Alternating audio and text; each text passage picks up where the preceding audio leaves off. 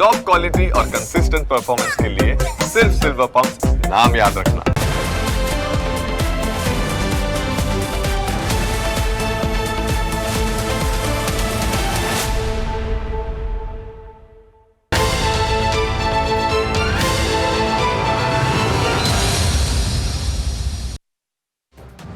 જો તમારે ઓફિસમાં કે હોસ્પિટલમાં કોઈ પણ કારણ વિના પોલીસ ત્રાટકે તો જરા ચેતી જજો, કારણ કે તે નકલી પોલીસ પણ હોઈ શકે છે.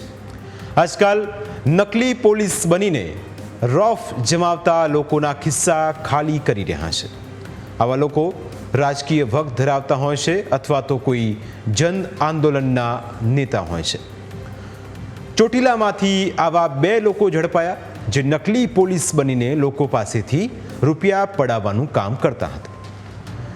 સુરેન્દ્રનગરની એક ખાનગી હોસ્પિટલમાં પણ આ આરોપીઓએ તોડ કરવાનો પ્લાન બનાવ્યો, પરંતુ આ પ્લાન કેવી રીતે ફેલ થયો તેની હકીકત અમે તમને જણાવી રહ્યા છીએ.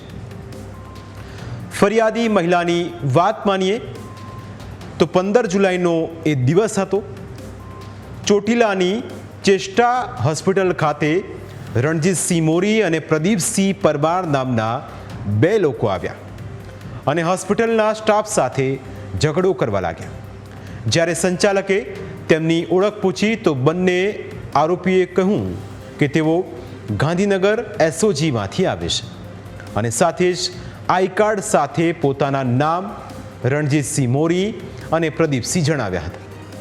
જોકે મહિલા સંચાલક આઈ કાર્ડને ધ્યાનથી જુએ તે પહેલાં જ ખિસ્સામાં મૂકી દીધું અને હોસ્પિટલમાં ગેરકાયદે ગર્ભ પરીક્ષણ થતું હોવાનું જણાવીને રૂપિયાની માગણી કરી. આરોપી રણજીતસિંહે પૂછ્યું કે તમારી ઓફિસમાં સીસીટીવી છે, જેની ના પાડતા તેઓ સંચાલકની ઓફિસમાં બેસી ગયા અને તેમનો ફોન લઈ લીધો. ત્યારબાદ એક અજાણી સગર્ભા મહિલા ત્યાં આવી પહોંચી અને તેણે ડૉક્ટર સાથે વિડીયો બનાવ્યો હતો. સગર્ભાએ આક્ષેપ કર્યો કે 17,000 રૂપિયામાં તેનું ગર્ભ પરીક્ષણ કરવામાં આવ્યું હતું. વિડીયો ઉતાર્યા બાદ રણજીતસિંહે સંચાલકને કહ્યું કે આ પુરાવો તેમના માટે કાફી છે. નકલી પોલીસ અધિકારી બનીને હોસ્પિટલમાં ત્રાટકેલો રણજીતસિંહ મોરી 55 લાખ રૂપિયા માગી રહ્યો હતો અને જો ન આપે તો નોન બેલેબર વોરંટ કાઢીને જેલમાં ધકેલવાની ધમકી આપતો હતો.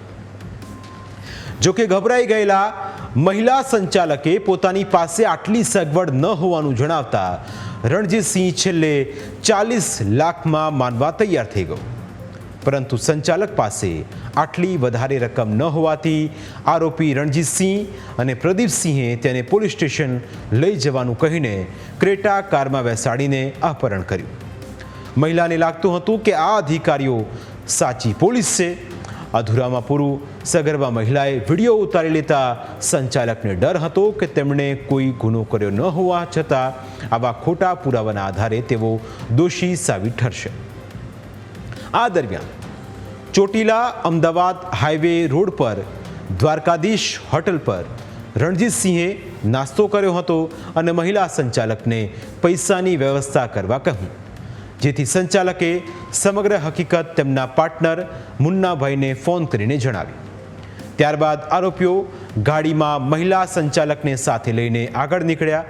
આ દરમિયાન ડૉક્ટર્સના પાર્ટનરે સમગ્ર હકીકત અસલી પોલીસને જણાવી અને ચોટીલાની અસલી પોલીસ ચોટીલા બાજુના પુલ પાસે ઊભી હતી. પોલીસે કાર રોકીને પૂછપરછ કર્યા બાદ તમામને પોલીસ સ્ટેશન લઈ જવાયા. પોલીસની પૂછપરછમાં નકલી પોલીસ બનીને આવેલા આરોપીઓનો ભાંડો ફૂટી ગયો.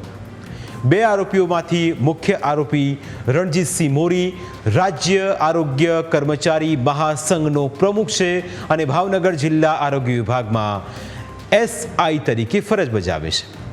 થોડા મહિના પહેલાં ગાંધીનગરમાં થયેલા આરોગ્ય કર્મચારીઓના રાજ્યવ્યાપી આંદોલનમાં તેની મુખ્ય ભૂમિકા રહી હતી. આરોપીઓએ કેવી રીતે ડૉક્ટરનું અપહરણ કર્યું તેની હકીકત ખુદ ડૉક્ટર પાસેથી જ સાંભળો. મારા દીકરા પાસે સ્પીચ લેવડાવી કે તું તારા મમ્મી તને ખબર છે એમ કે એની ઈચ્છાથી મારા ભેગા દરવાજા બહાર નીકળે છે એમ કરીને પછી એણે મને એની ગાડીમાં બેસાડી અને દ્વારકાધીશ હોટલ ઢેઢુકીથી ને ક્યાંય આગળ ત્યાં લઈ જઈને મને બેસાડીને પછી વાત કરી કે હવે સેટલમેન્ટ કરવું છે કે અરેન્જમેન્ટ. એટલે મેં કીધું સાહેબ સેટલમેન્ટ. એટલે એ લોકો કે મમ્મી આટલા પૈસા આપણી ઘરે ક્યાં હોય, અમે બધા પાસેથી ઊંચી ઉધારા કરીએ છીએ, ભેગું કરવાની કોશિશ કરીએ. એટલે એના પછી દર 10 મિનિટે ટોટલ 17 કોલનો રેકોર્ડ છે. દર 10 મિનિટે કોલ થયા છે કે પૈસાનું શું થયું, પૈસાનું શું થયું, પૈસાનું શું થયું. ઘટનાને લઈ પોલીસે 2 આરોપીઓની ધરપકડ કરી છે, જ્યારે બીજા 2 આરોપીની શોધખોળ ચાલી રહી છે. હોસ્પિટલમાં આવીને વિડીયો બનાવનારી સગર્ભા અને તેની સાથે આવેલી વ્યક્તિને પોલીસ શોધી રહી છે. આ સમગ્ર ઘટનાક્રમના અનુસંધાને જે આરોપીઓ જે છે રણજીતભાઈ મોરી, પ્રદીપસિંહ વનરાજસિંહ પરમાર, એક અજાણ્યો પુરુષ અને એક અજાણી ગર્ભવતી સ્ત્રી એમ 4 વ્યક્તિઓ વિરુદ્ધ ગેરકાયદેસર અટકાયત, સરકારી સેવક તરીકે ખોટી ઓળખ ઊભી કરવી, અપહરણ અને બળજબરીથી કઢાવી લેવું જેવા પ્રકારની અલગ અલગ કલમો ઉમેરીને એફઆઈઆર દાખલ કરવામાં આવેલી છે.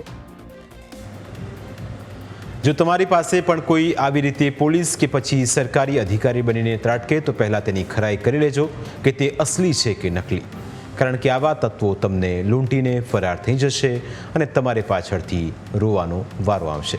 અમારી વિશેષ રજૂઆતમાં આજે બસ આટલું જ. ફરી મળીશું આપને સ્પર્શતા મુદ્દા સાથે. ત્યાં સુધી રજા આપશો. નમસ્કાર.